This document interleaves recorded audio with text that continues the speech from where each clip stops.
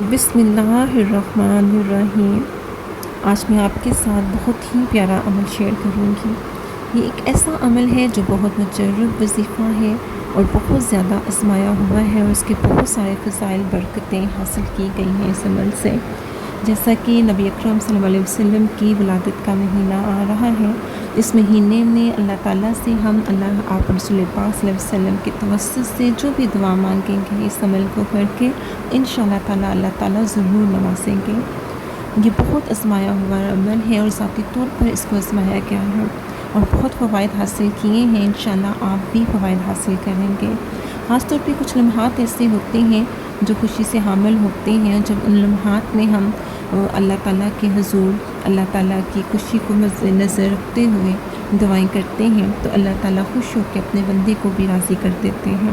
اسی طرح سے حضور اکرم صلی اللہ علیہ وسلم کی پیدائش کا یہ خوش بامسرت مہینہ، اللہ تعالیٰ کو اپنے محبوب کی پیدائش کا یہ مہینہ بھی بہت زیادہ عزیز ہے۔ ہم اس مہینے میں آپ رسول اکرم صلی اللہ علیہ وسلم کے حوالے سے ان کی پیدائش کے اور ان کے وسیلے سے جو مانگیں گے اللہ تعالیٰ عطا کریں گے، اور یہ وظیفہ بہت زیادہ جو ہے اہمیت کا حامل ہے۔ اس وظیفے میں جو صورت پڑھی جائے گی وہ سورہ فاتحہ ہے، اور اس کا جو عمل ہے وہ میں آگے جا کے آپ سے شیئر کرتی ہوں۔ وہ عمل جو ہے وہ اسی طریقے سے کریں گے تو انشاءاللہ آپ بھی 100% رزلٹ حاصل کریں گے۔ اس سورۃ فاتحہ کے بارے میں بہت اہمیت کی حامل ہے، جو کہ ہم اپنی نمازوں میں 5 وقت کی نمازوں میں یہ دعا مانگتے ہیں، اور اللہ تعالیٰ جس سے ہم ویسے پڑھتے رہتے ہیں، پتہ ہی نہیں کہ ہم کیا کہہ رہے ہیں۔ اگر اس دعا کو ہم سمجھ کے اللہ تعالیٰ سے مانگیں تو یہ ایک بھرپور اور مکمل دعا ہے اور بہت زیادہ اہمیت کی حامل ہے۔ اس صورت کے بارے میں مختصر سا آپ لوگوں کے ساتھ جو ہے اس کی تفسیر شیئر کروں گی۔ وہ صورت سب سے پہلے ہم وہ صورت پڑھ لیتے ہیں۔ بسم اللہ الرحمن الرحیم۔ الحمدللہ رب العالمین الرحمن الرحیم مالک یوم الدین ایاک نعبد و ایاک نستعین اہدنا الصراط المستقیم صراط الذین انعمت علیہم غیر المغضوب علیہم ولا الضالین۔ فاتحہ ایک مکمل دعا ہے، اور اس دعا کی جو تفسیر اور ترجمہ ہے وہ بہت ہی پیارا ہے۔ اگر ہم اس کو سمجھ کے پڑھیں تو یہ اس بھرپور دعا سے ہم سارا کچھ اللہ سے مانگ سکتے ہیں، لیکن ہم اپنی نمازوں میں جلدی بس ایک طریقہ سمجھ کے اس کو جلدی پڑھ لیتے ہیں اور اس کی پھر اہمیت بھی کم کر دیتے ہیں۔ جب ہم کوئی شدت سے اللہ تعالیٰ سے مانگتے ہیں، اس کو سمجھتے ہوئے تکرار کرتے ہیں کہ ہم اپنے منہ سے کیا ان الفاظ ادا کر رہے ہیں، تو اللہ تعالیٰ بھی اس کی اہمیت سمجھتے ہوئے بہت جلدی اس کی قبولیت فرماتے ہیں۔ جیسے کہ الحمدللہ رب العالمین۔ الحمدللہ یعنی کہ ساری کی ساری تعریفیں، ساری کی ساری خوبیاں، سارا کا سارا شکر اللہ تعالیٰ کے لیے ہے۔ اللہ تعالیٰ جب ہم یہ لفظ بولتے ہیں الحمدللہ تو اللہ تعالیٰ کو یہ لفظ بہت زیادہ محبوب ہے۔ کہا جاتا ہے کہ زمین و آسمان کے درمیان جتنا خلا ہے وہ اس لفظ کہنے سے مکمل اور پر ہو جاتا ہے۔ سبحان اللہ۔ رب العالمین یعنی کہ وہ رب ہے جہانوں کا، صرف ایک جہاں کا نہیں، دنیا میں جتنے جہاں ہیں وہ سب کا پالنے والا رازق اور رب ہے۔ جتنے جہاں مثلا انسانوں کا، جنوں کا، پرندوں کا، چینٹیوں کا، سب کا رب جو ہے وہ اللہ تعالیٰ ہے، اور وہ تعریف کے لائق ہے۔ جس نے اتنی خوبصورت دنیا، اتنے پیارے جہاں بنائے، ان کو ہمارے لیے سجایا، ہمیں مسخر کیا، ہمارے لیے اتنی نعمتیں دیں، وہ سب کی سب تعریفوں کا لائق ہے۔ الرحمن الرحیم۔ آگے جا کے اللہ تعالیٰ کہتے ہیں کہ میں بہت مہربان اور رحم کرنے والا ہوں۔ بہت مہربان اور رحم کرنے والے، جن میں نہایت شدت مسلسل محبت پائی جاتی ہے، رحمت پائی جاتی ہے۔ ایسی محبت نہیں جو ماں اپنے بچے سے کرتی ہے، کبھی تو غصہ آ گیا، کبھی بڑے پیار سے بچوں سے پیش آئے، لیکن کمی آ جاتی ہے۔ ہر وقت ایک جیسا بہیو اور محبت نہیں رہتی، لیکن جو رب ہے نا، اس کا جو رحم ہے، اس کا جو کرم ہے، وہ مسلسل رہتا ہے اپنے بندے کے ساتھ۔ وہ شدت سے کرتے ہیں اپنے بندے سے محبت، رحم اور رحمت حاصل کرتے رہتے ہیں۔ مالک یوم الدین، جب اللہ تعالیٰ نے اوپر کہہ دیا کہ ساری تعریفیں میرے لیے ہیں جو رب ہے عالموں کا، اور رب وہ بہت مہربان اور رحم کرنے والا ہے، تو آگے جا کے اللہ تعالیٰ پھر یہ بھی کہتے ہیں کہ مالک یوم الدین، میں رحیم اور کریم تو بہت مہربان ہوں، لیکن میں روز جزا کا مالک بھی ہوں۔ مالک یوم جزا، دن کا، دین بدلے کے دن کا مالک ہونا، یعنی کہ وہ بادشاہ ہے، خود مختار ہے، وہ مالک ہے، تو اس کا اپوزٹ ہمارے ذہن میں کیا آتا ہے؟ یعنی انسان اللہ تعالیٰ کے جو ہیں وہ غلام ہیں، اللہ تعالیٰ کے ہم غلام ہیں۔ ہمیں اللہ تعالیٰ کی اور غلام کیا کرتے ہیں؟ اپنے مالک کی پیروی کرتے ہیں، اس کا حکم مانتے ہیں، اس کے مطابق زندگی گزارتے ہیں، اور ہم کیا کر رہے ہیں؟ ہم اپنے آپ کو خود مالک بنا کے بیٹھے ہیں۔ ہمیں اللہ تعالیٰ کے احکامات کی پیروی کرنی ہے۔ اللہ تعالیٰ نے ہمیں مختصر مدت کے لیے دنیا میں بھیجا ہے اور کہا ہے کہ وہی کرو جس کا میں نے حکم دیا ہے، اور میری اس دنیا میں جتنی نعمتیں ہیں اس میں اپنے ایک مقررہ وقت تک اپنا فائدہ اٹھاؤ، عیش و عشرت کرو، اس میں نعمتوں کا شکر ادا کرو، لیکن اللہ تعالیٰ کے احکامات کے مطابق۔ لیکن ہم یہ بھول گئے ہیں کہ ہم غلام ہیں، اور غلام کا مقصد صرف اور صرف پیروی کرنا ہے۔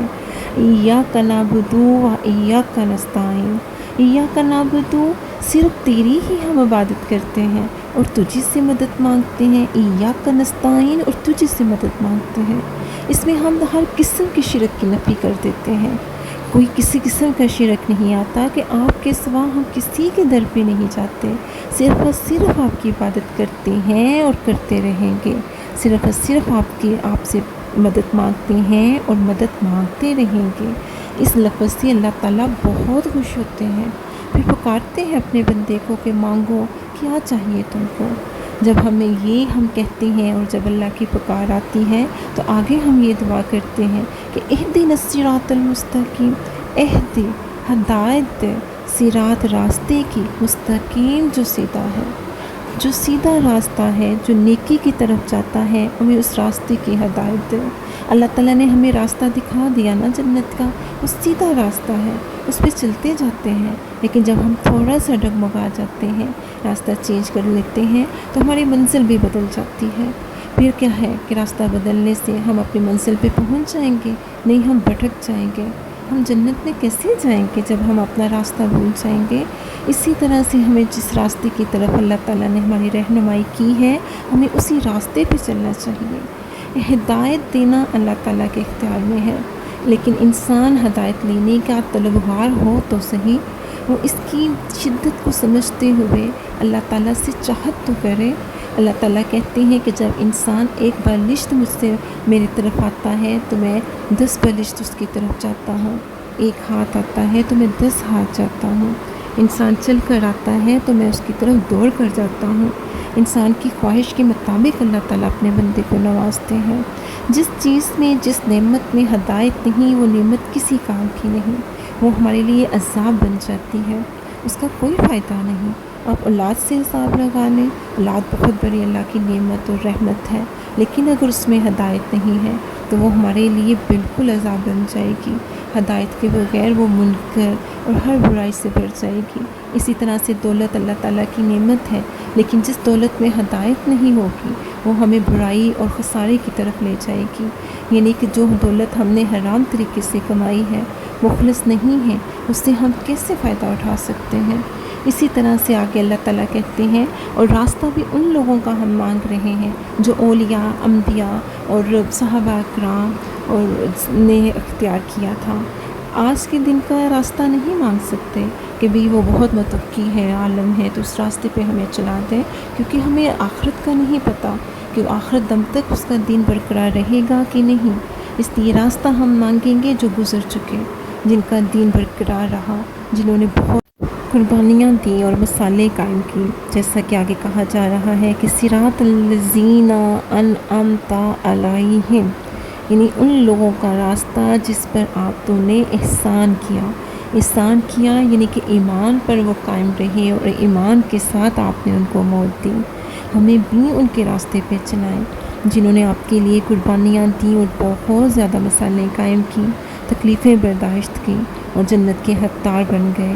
غیر المغضوب، نہ کہ ان کا جن پر غضب ہوا، علیہم ولدوالین، اور نہ بہکے ہوں کا، یعنی کہ ہمیں ان کا راستہ نہیں چاہیے جن پر آپ غضبناک ہوئے، جنہوں نے آپ کی نافرمانی کی اور آپ نے ان کو سزا کا مستحق کر دیا، اور ولدوالین، اور نہ بہکے ہوں کا۔ کتنی مکمل دعا ہے، کتنی خوبصورت دعا ہے۔ اگر ہم ایک ایک لفظ کو سمجھ کے اپنی نمازوں میں پڑھیں گے، یہ دعا مانگیں گے، تو کتنا مزہ آئے گا نماز پڑھنے کا۔ اللہ تعالیٰ بھی اس کو اتنے ہی، جتنے شوق سے ہم پڑھیں گے، جتنے شوق سے دعا مانگیں گے، اللہ تعالیٰ بھی اس دعا کو اتنا ہی مقبول کریں گے، اتنا ہی پسند کریں گے۔ کوئی بھی محبوب الفاظ ہوں، جب ہم اس کو تیز تیز ادا کرتے ہیں تو اس کی اہمیت بھی کم ہو جاتی ہے۔ جب ہم اس کی اہمیت کو سمجھتے ہوئے اس کا تکرار کرتے ہیں، اقرار کرتے ہیں، تو اللہ تعالیٰ ضرور وہ دعا پوری کرتے ہیں۔ اب میں آپ سے اس کا عمل شیئر کروں گی کہ سورہ فاتحہ کو آپ نماز فجر کے بعد 21 مرتبہ پڑھیں گے، ساتھ اس کے بسم اللہ الرحمن الرحیم کو ملا کر پڑھیں گے، یعنی کہ بسم اللہ الرحمن الرحیم الحمد للہ رب العالمین۔ جب بھی پڑھیں گے اس طرح پڑھیں گے۔ اس کو آپ 41 ٹائم بھی پڑھ سکتے ہیں، 21 ٹائم بھی پڑھ سکتے ہیں، لیکن اس کو آپ نے مسلسل پڑھنا ہے 41 ڈیز تک۔ انشاءاللہ تعالیٰ آپ یہ عمل کر کے دیکھیں کہ جو بھی آپ کا مقصد ہوگا، اگر آپ کی کوئی بچوں کی شادیوں کا مسئلہ ہے، ان کے رشتوں کا مسئلہ ہے، بے اولادی کا مسئلہ ہے، اللہ تعالیٰ سے کوئی بھی مقصد ہے، صحت کا مسئلہ ہے، تندرستی حاصل کرنی ہے، کوئی بھی حاجت ہے جو آپ کی پوری نہیں ہو رہی، بس یہ عمل کریں اور ہر لفظ کو سمجھ کے پڑھیں، تکرار کر کے، جیسے میں نے آپ کو سمجھایا ہے کہ تمام تعریفیں رب العالمین کے لیے ہیں جو بہت مہربان اور رحم کرنے والا ہے، اور روز قیامت وہ ہم سے حساب لے گا۔ ہمیں صرف اسی کی عبادت کرنی ہے اور اسی سے مدد مانگنی ہے۔ کون سی مدد؟ سیدھے راستے پہ چلنے کی، اور وہ راستہ ایسا راستہ ہے جس پر اللہ نے احسان کیا، ان پہ غضب، اور ایسا راستہ نہیں جن پہ اللہ نے غضب کیا اور جو بہکے ہوئے لوگ تھے۔ جب ہم یہ دعا کریں گے تو اللہ تعالیٰ جو ہے ہماری دعا ضرور سنیں گے اور اس مقصد کو بھی پورا کریں گے۔ اور نبی اکرم صلی اللہ علیہ وسلم کی پیدائش کے اس مہینے میں خاص طور پہ ان کے توسط سے یہ عمل سٹارٹ کریں، انشاءاللہ تعالیٰ آپ کی حاجتیں آپ کی گود بھر دی جائیں گی۔ اپنی دعاؤں میں مجھے یاد رکھیے گا۔ جزاک اللہ خیر۔